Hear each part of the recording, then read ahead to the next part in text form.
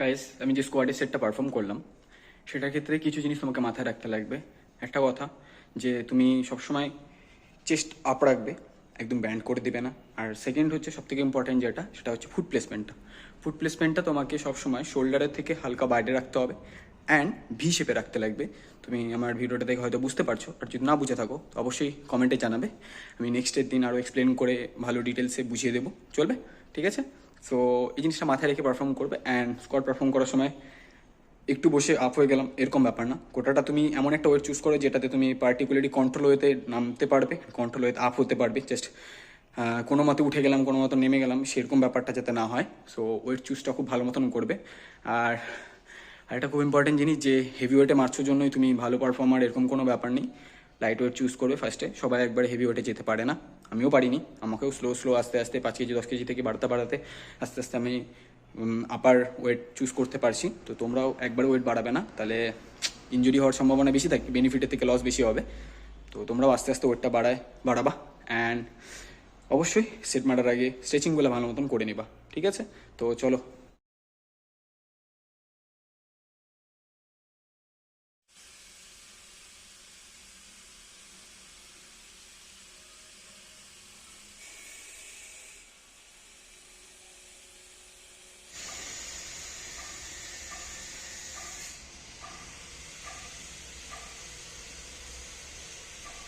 তো এগুলো ছিল কিছু স্ট্রেচিং যেগুলো তোমাকে লেগ ওয়ার্কআউটের আগে পারফর্ম করতে হবে। অ্যান্ড এগুলো মোটামুটি 8টা 10টা করে র্যাপ 3বার 3টা সেটে পারফর্ম করে নিয়ে নেক্সট আমরা হচ্ছে মেইন সেটের দিকে যাব। মেইন সেটের ফার্স্ট সেট হবে স্কোয়াড। সো আজকে একটু হেভি যাওয়ার প্ল্যান আছে, কারণ পাটা আগে থেকে অনেকটা বেটার কন্ডিশনে আছে। তো দেখা যাক কতটা কী বেরোচ্ছে। সো চলো এখন ভিডিওটা শুরু করা যাক।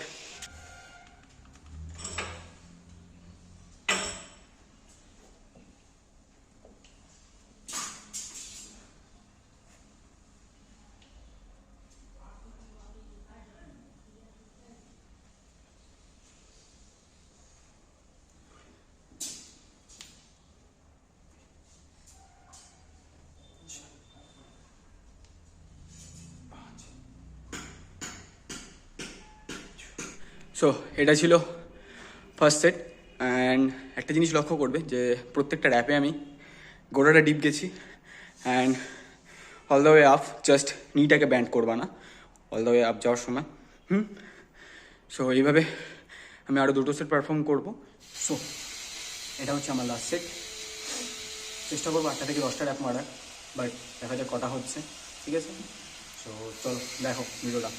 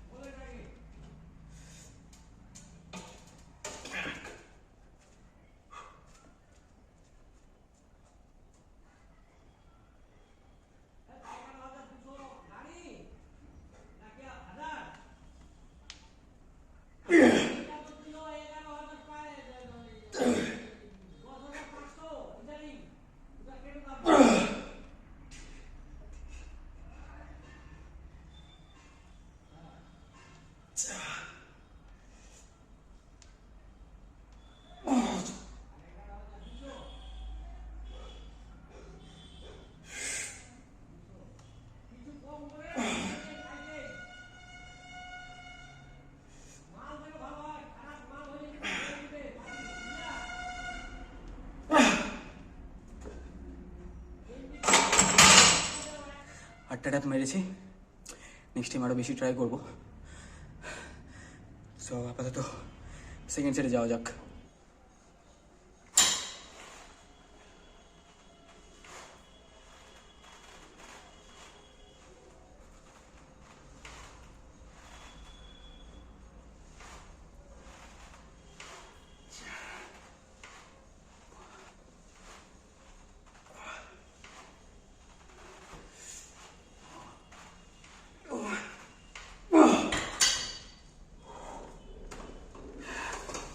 সো এটা ছিল আমার সেকেন্ড সেট, 2 নম্বর সেট, যেটার নাম হচ্ছে লেগ এক্সটেনশন।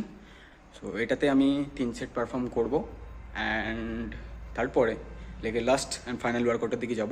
সো দেখতে থাকো লাস্ট অ্যান্ড ফাইনাল ওয়ার্কআউটটা কী হচ্ছে, ঠিক আছে? অ্যান্ড আরেকটা জিনিস মাথায় রাখবা যে এক্সটেনশনটা পারফর্ম করার সময় লেগ এক্সটেনশনটা পারফর্ম করার সময় সবসময় যখন ওয়েটটাকে রিলিজ করবা, মানে ডিসেন্ডিং যে মুভমেন্টটা থাকবে ওটা সবসময় স্লো পারফর্ম করবা, যাতে মানে একবারে রিলিজ করে দেবে না, স্লোভাবে রিলিজ করবে। আর ওয়ার্কআউটের যে সেটটা পারফর্ম করলাম সেটা তুমি দেখতে পারবা যে ডিসেন্ডিং যে মুভমেন্টটা সেটার সময় আমি সবসময় স্লো নিচে নামিয়েছি, যাতে কি মাসেলে কন্টিনিউয়াসলি টেনশনটা বজায় থাকে অ্যান্ড কি তারপরে আবার all the way up and then আবার স্লো ডাউন যেতে হবে। সো এভাবে তোমরা পারফর্ম করতে থাকো। সো নেক্সট অ্যান্ড ফাইনাল ওয়ার্কআউটের দিকে যাওয়া যাক। এরপরে দেখো কি হচ্ছে লাস্টের সেটটা।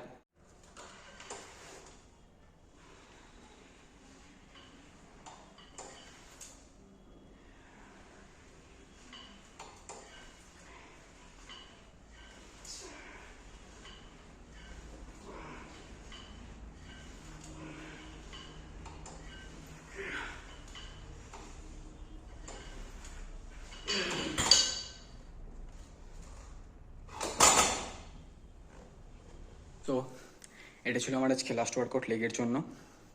এটা হচ্ছে লেগ কার্ল।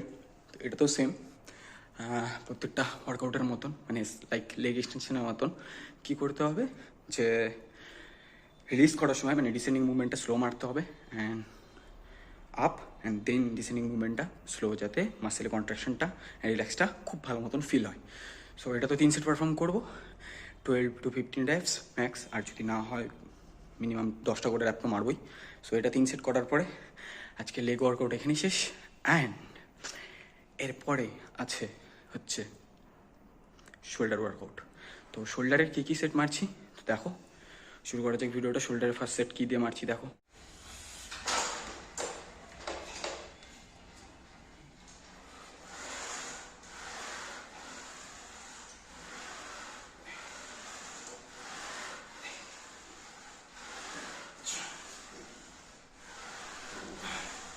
चल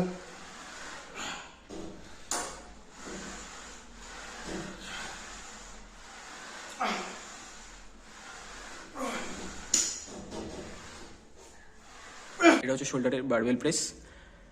এটা দিয়ে আমি আর কি ফার্স্ট সেট শুরু করলাম শোল্ডারের জন্য। এটা 3 সেট পারফর্ম করবো অ্যান্ড দেন হচ্ছে সেম টাইম ডাম্বেলে পারফর্ম করবো 3 সেট। সো দেখো ডাম্বেলের ওয়ার্কআউটটা কেমন হচ্ছে, আর স্লো মারবে। আর নিয়ারলি হচ্ছে ডাম্বেল অ্যান্ড বারবেলটা যখন নামাবে তো সব তোমার মুখের এইসব পোর্শন পর্যন্ত নামাবে, তার থেকে নিচে যাবে না। And all the way up যতটা উঠে আর কি। আর ডাম্বেল প্রেসের সময় নিয়ারলি এইসব পোর্শনে নামাবে হাতটাকে, এইভাবে মারার সময় যখন নামবে তখন নিয়ারলি এইসব পোর্শনে থাকবে, দেন আবার লিফট, আবার রিলিজ, আবার লিফট, এরকম করে পারফর্ম করবে। সো দেখো ডাম্বেলের ওয়ার্কআউটটা কেমন হচ্ছে।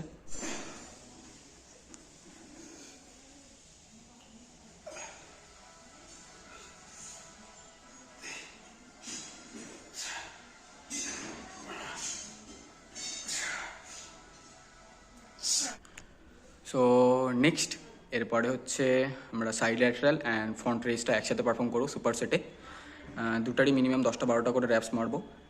নর্মালি হচ্ছে তোমার যখন সাইড ল্যাটারালটা পারফর্ম করবো যে ওয়েটটা চুজ করবো, ফ্রন্ট রেসের সময় ওয়েটটাকে আমি ডিক্রিজ করবো, কারণ ফ্রন্ট রেসে আমি ওয়েট বেশি লিফট করতে পারি না নর্মালি। সো দুটারই 10টা করে র্যাপস বা 12টা করে র্যাপস মারা পারফর্ম করার চেষ্টা করবো। অ্যান্ড এইভাবেই 3টা সেট পারফর্ম করবো, ঠিক আছে? হ্যাঁ, স্লো অ্যান্ড স্টেডি ওয়েতে, ধীরে ধীরে, কোনো জলদি নাই, আস্তে আস্তে পারফর্ম করবো। অ্যান্ড ফুল মাসেলে কন্ট্রাকশন আর রিল্যাক্সেশনটা ফিল করতে হবে, মাস্ট বি। সো দেখো